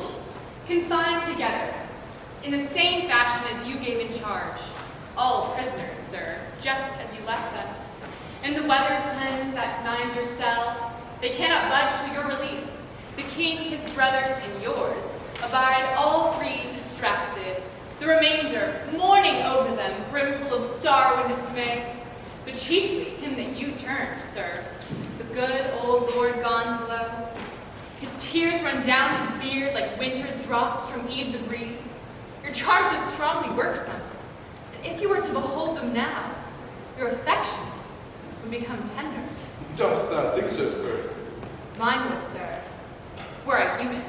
And mine shall, as thou which art but air, a touch and feeling of their afflictions, shall not myself, one of their kind, who relish all sharply passion as they, be kindlier moved than thou art. Though with their high wrongs I am struck to the quick, yet with my nobler reason against my fury do I take part. The rarer action is in virtue than in vengeance. They being penitent, the sole drift of my purpose doth extend, not a frown further. Go, release them. My charms I'll break, their senses I'll restore, and they shall be themselves. I'll fetch them, sir.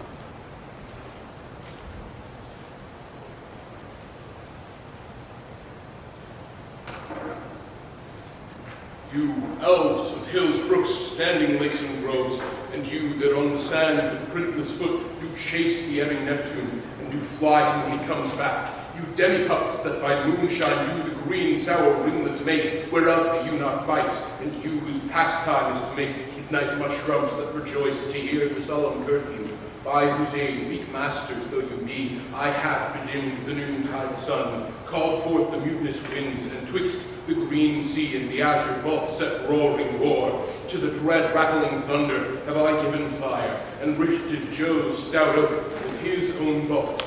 The strong-based promontory have I made shape, and by the spurs plucked up the pine and cedar. Braves at my command have waked their sleepers, oped and let them forth by my so potent art. But this rough magic I here adjure.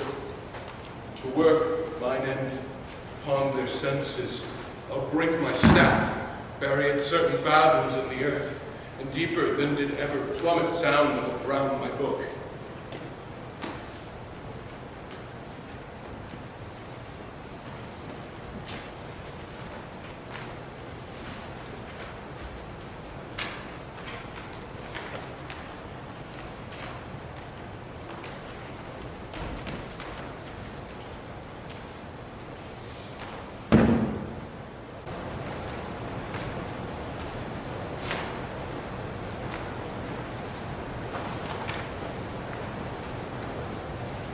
Solemn air and the best comforter to an unsettled fancy cure thy brains, now useless boil within thy skull. There stand for you, my spell stopped. Holy Gonzalo, honorable man, mine eyes being sociable to the show of thine, fall fellowly drops. The charm dissolves pace, and as the morning steals upon the night, the fumes that cloud that clear reason dissolve. Oh, good Gonzalo, my true preserver and loyal sir, to him thou followest, I will pay thy graces home in word and deed. Most cruelly didst thou, Alonso, use me and my daughter. Thy brother was a furtherer in the act. Thou art pinched for it now, Sebastian. Flesh and blood.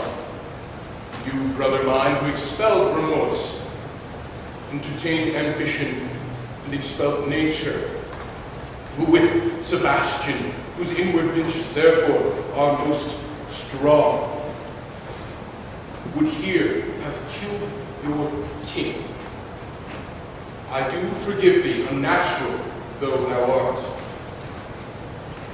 Not one of them that yet looks on me or e'er would know me. Spirit, fetch me the hat and rapier in my cell.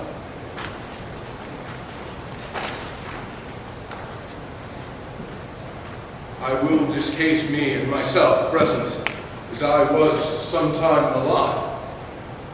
Quickly, Spirit, thou shalt ere long be free.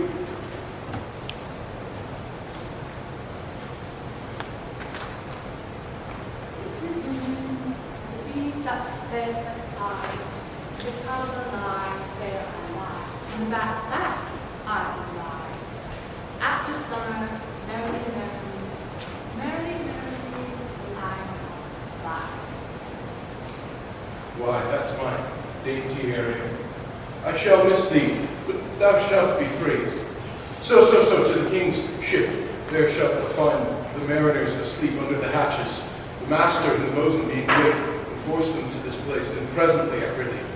I drink the air in return, or else my pulse twice beats.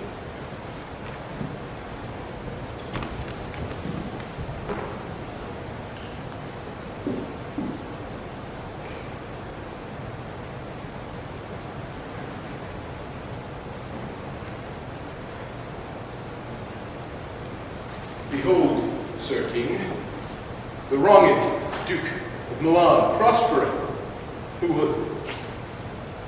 more assurance that a living prince now does speak to thee. I embrace thy body, and to thee and thy company bid a hearty welcome. Whether thou beest here or no, or some enchanted trifle to abuse me as late I've been, I not know. Thy pulse beats as of flesh and blood, and since I saw thee, the affliction of my mind events with which I fear of madness held me. This must crave, and if this be all a most strange story, thy dukedom I resign, and do entreat thou pardon me my wrongs. But how should Prospero be living and be here? First, noble friend, allow me to embrace thine age, whose honor is beyond measure or confinement. Whether this be or be not, I'll not swear. You do yet taste some subtleties of the isle that do not allow you to think things certain. Welcome, my friends all. But you, my grace lords, your eyes so minded, I hear, pluck his highness's frown upon you and justify your traitors. At this time, I will tell no tales. The devil speaks to him. No. For you, most wicked sir, whom to call brother would even infect my mouth. I do forgive thy rankest faults, all of them, and require from thee my dukedom, which I know perforce thou must restore. If thou beest Prospero, give us particulars of thy preservation, how thou hast met us here, who 3 hours since were racked upon this shore, for I am lost. Whose sharp the bravest remembrance is my dear son Ferdinand. I am woe for it, sir. Irreparable is the loss, and patience as it is past her cure. I rather think you would not sought her help, who, for the like loss I have her sovereign aid, and rest myself content. You the like loss? Yes, as means as much as you have I not to call to comfort me, for I have lost my daughter. A daughter? Oh heavens, that they were living both in Naples, the king and queen there. That they were, I wish myself were mud in that country bed where my son lies.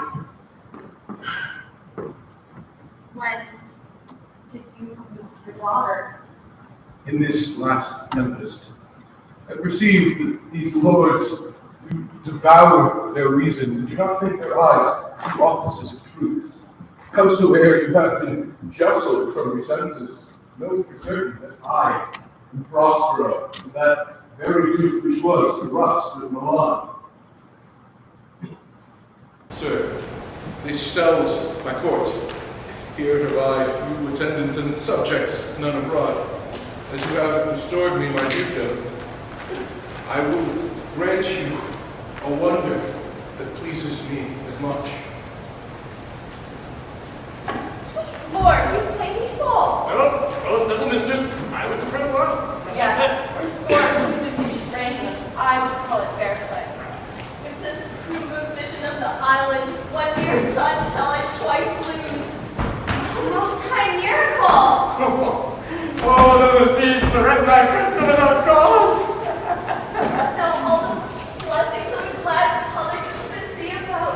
Arise and say how thou camest here. Oh, wonder! How many goodly creatures live here?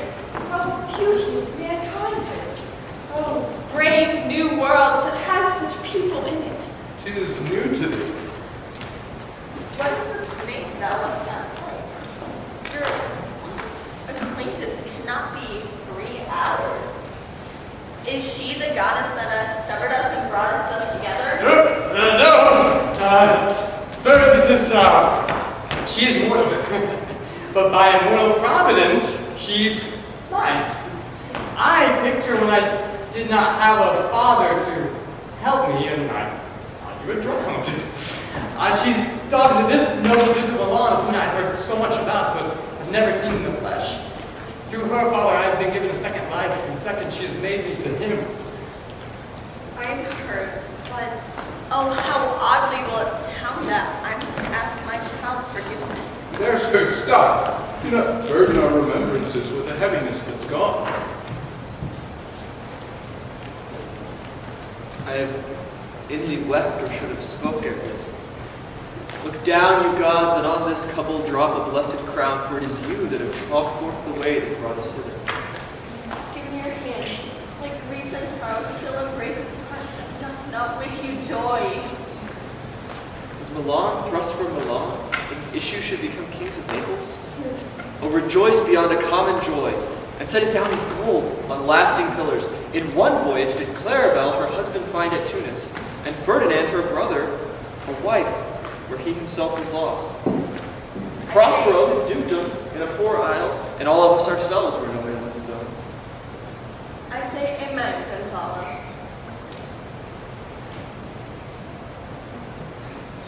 Be it so. Amen.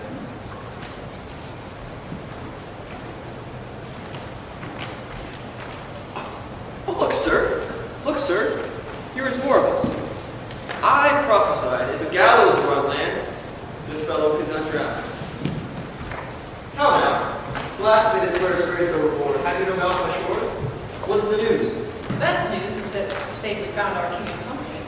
The next our ship, which with 3 glasses since we gave out split, tight and dared and bravely rigged as when we first set out to sea. Sir, all this service have I done since I went. My tricksy spirit. These events strengthen from strange to stranger. Say, how came you hither? If I did think, sir, I were well awake, I'd strive to tell you. But we were dead of sleep, and how we know not, all clapped under hatches, where, but even now, with strange and several noises of roar and howl and shrieking, jingling chains, and more diversity of sound, all horrible, we were awake, straight away at liberty, where we and all her trim freshly beheld our royal good and gallant ship, our master papering to honor, on a trice so please you. Even in a dream were we divided from them and brought hoping hither. Was it well done? Bravely, my diligence, thou shalt be free. This is as strange a maze as ever been trod, and there's in this business more than nature was ever conduct of. Some oracle must rectify our knowledge. Sir, my liege, do not infect your mind with the strangeness of this business. At picket leisure, which shall be shortly, single I'll resolve you, which shall seem most probable of all of these happened accidents. Till when, think of each thing well and be cheerful. And then,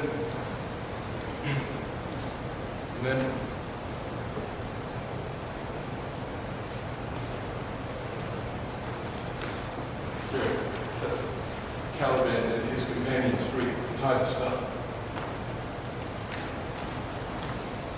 How fares it, my gracious sir? There are yet some missing of your company, some few odd lads who you remember not.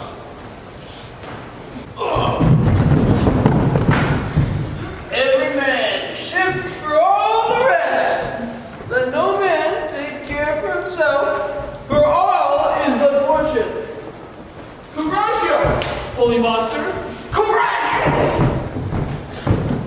These be true spies, which I wear in my head. It is a goodly sight. Oh, Stebos, these be brave spirits indeed. How fine my master is. I am afraid he will chastise me. What are these things, my Lord Antonio? Well, let me find them. One of them is a plain fish, no doubt, Mark. Mark but the badges of these men, my lords. This misshapen knave was the son of a witch, and one so powerful who could control the moon, make flows and ebbs, and deal in her command without her power. These three have robbed me, and this demi-devil, for he's a bastard one, has conspired with them to take my life. Two of these who must know and own this thing of darkness, I acknowledge mine. I shall be clenched to death. Is not this Stefano, my drunken butler? He's drunk now. You're lying. And Trinculo is really right. Where should we find this grand liquor that Hatfield in the lead? How came it down this pickle? I have been in such a pickle since I saw you last, but I fear me will never have my bones. I shall not fear fly blowing. Why? How now, Stefano? Touch me not! I'm not Stefano, but a crab! And you'd be king of the island, sirrah. I would have been a sore one then! This is as strange a thing as ever I looked up. He is as distempered as he is in manners as shape. As you seek my pardon, go to my cell with your companions and trim it handsomely. That I will. I'll be wise hereafter and seek for grace. What the rice double ass designs us. Take this drunkard for a god and worship this dull fool. Go to, away. Hence, bestow your luggage where you found it. Or stole it, rather.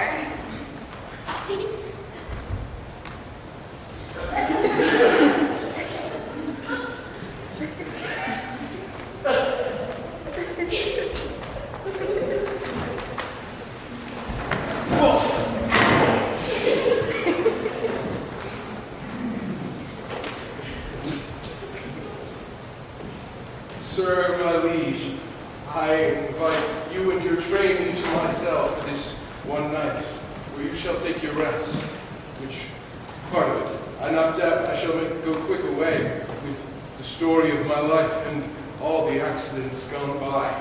And then in the morning I'll bring you to your ship, and so to Naples, where I have hoped to see the nuptial of our dear beloved solemnized, and thence retire me to my Milan, where every third thought shall be my grave. I long to hear the story of your life, which must take that you're strangely. I'll deliver all, and promise you calm seas, auspicious gales, and sail so expeditious that it shall catch your royal fleet far off. My errand, Jay. That is thy charge. And then to the elements be free, and fare thou well.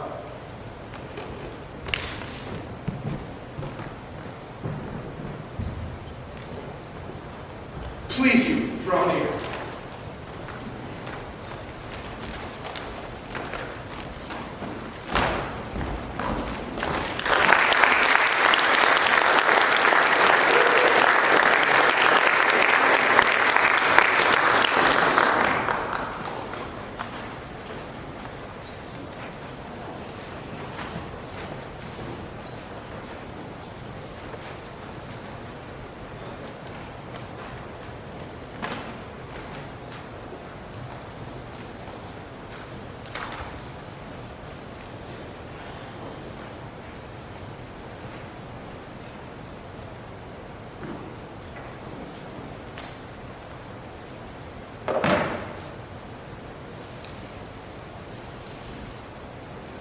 Now my charms are all o'erthrown, and what strength I have is mine own, which is most faint. Now 'tis true I must be here, confined by you, or sent to Naples. Let me not, since I have my dukedom got, and pardoned the deceiver dwell, in this bare island by your spell. But release me from my bands with the help of your good hands. Gentle breath of yours my sails must fill, or else my project fails. which was to please. Now I want spirits to enforce, art to enchant. And my ending is despair, unless I be relieved by prayer, which pierces so that it assaults mercy itself and frees all faults. As you from crimes would pardoned be, let your indulgence set me free.